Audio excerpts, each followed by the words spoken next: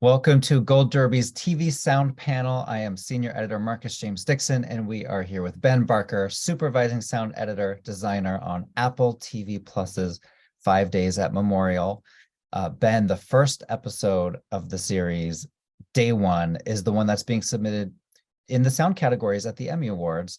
And this is probably the loudest, most in your ears episode of the show because it is literally a recreation of Hurricane Katrina hitting New Orleans. Did you feel a lot of pressure taking on such an important project?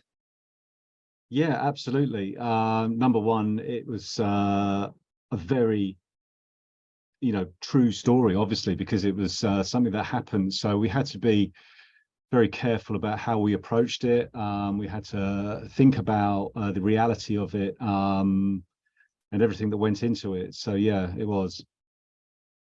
And talk a little about the sounds of the storm, how they started out calmly in that first episode, and then they start building to that, ear-splitting crescendo at the conclusion.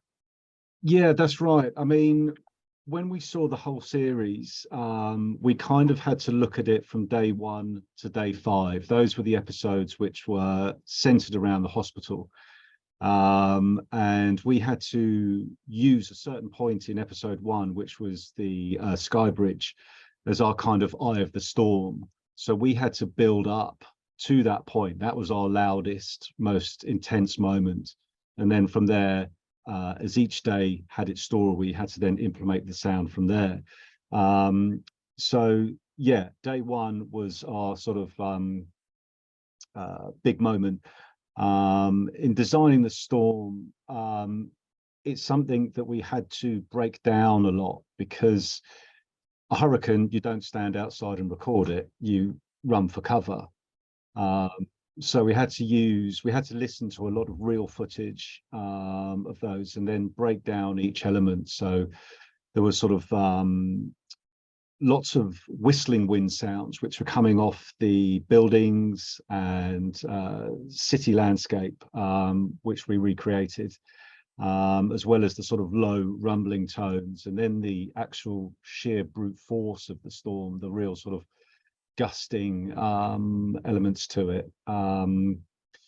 We had a storm here in the UK, which was nowhere near as close, obviously, to the devastation that Hurricane Katrina caused, but we had a bit of prior notice on that through the weather forecast, and we managed to mic up the building I'm in now, our main cutting room at Sound 24 here at Palmer Studios, to try and capture those whistling sounds and the deep turning metal sounds, which was something that helped us to try and recreate that storm. That's amazing. I didn't realize you actually, recorded a storm in your own area in order to get those sounds. Yeah, that's right. Yeah, I mean, it just sort of, it coincided, and like I say, it was nothing of the force and devastation of Katrina, but it did give us a chance to try and pick out those elements which I talked about, which we'd seen from the live footage of Katrina. So we were able to put some mics up in the corner of buildings and inside our roof and stuff, just to get some real sort of natural shaking and whistling and rumbles. And there's this scene toward the end of that first episode where there's an older man, he's looking out the window of the hospital, and there's a lot of quick cuts between him looking out, and then I think it's real footage of Katrina. Am I okay? Talk about that a little bit.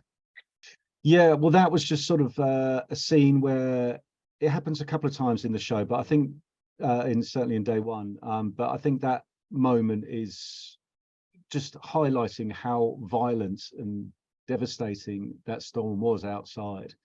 The producers did a lot of quick cutting there, so we were trying to match that with the sound, where it's just, again, sort of a violent sound, quick, hard, nasty, just to show the sheer force of what this storm was doing to New Orleans. We kind of, when we were watching videos of storms, you don't really appreciate what Mother Nature can produce, and it's obviously very devastating, but the sheer impact of it and the sound of it is incredible. And the scariest scene of that episode, you already mentioned the walkway bridge that was being bombarded on all sides. I felt like I was there. It was almost like a Disneyland ride gone wrong or something. What was that moment like, designing the sounds for that bridge?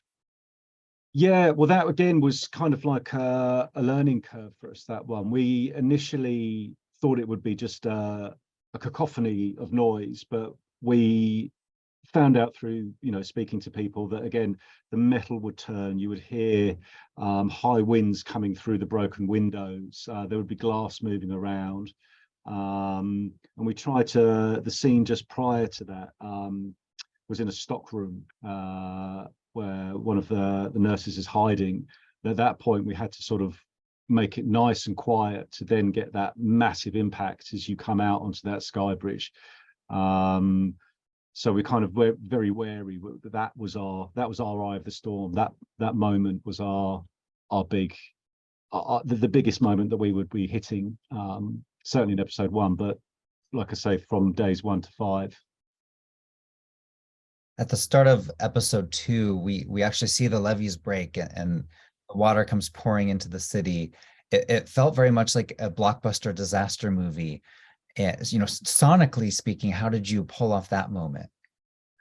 Well, yeah, again, it's kind of like we have to break it down, so just through the visuals, you want to see the telegraph poles coming down, electricity poles coming down. You want to hear the sheer force of that water taking down the sort of concrete wall. I mean, the force of this can lift up houses and move it. So we were conscious of trying to keep a very weighty sound to that, as well as a very detailed sound. You're hearing these individual moments of destruction, as well as having this sort of sheer force of nature behind it. So yeah, we kind of try to sort of cover both angles of sound, really, sort of the high end and the low end, and yeah, try to get the story across that way. At the end of the 4th day, a character describes what's going on inside the hospital as the constant sound of misery. And the sound department, how do you go about accomplishing the feat of making viewers hear misery? Yeah, well, it was just sort of there was kind of 2 approaches to that. We had the general decay of the building, so it had obviously been through the storm, but then there was the aftermath of that. So the building was sort of straining under the pressure of what Katrina left behind. But also the main point of that was the unfortunate loss of life and people who were seriously ill in there. So we had to work very closely with our loop group there to almost to perform the story themselves by we used coughing a lot and sort of groaning, and the general sort of misery that comes with that. By that point, I think, if my memory serves me right, the power was starting to go out. So again, it was just it was getting starker, and I think when you single out sound like that, you kind of hyper focus on it. So you're feeling what the character's feeling and feeling what the audience is feeling. Mm. And did you get to go on set at all? I know it was filmed in Canada and also in New Orleans as well. No, unfortunately, we didn't. We're based over here in the UK, so Gotcha. that was a shame. But yeah. Well, you were previously nominated at the Emmy Awards for Devs in 2020, and I'm just curious, final question here, what would it mean to get recognized for this project? I mean, 5 days at Memorial, it's so important. I hope everyone goes out and watches it. Yeah, I mean, it's such an important story, and to work on it was an absolute honor, and to be nominated it would be an even bigger honor. But I think because of it's such a true and emotional story, to be recognized for something like that would be we'd feel very proud about it. Well, thank you so much, Ben, and we'll see you at the group panel at the end. Yep. Okay. Thank you.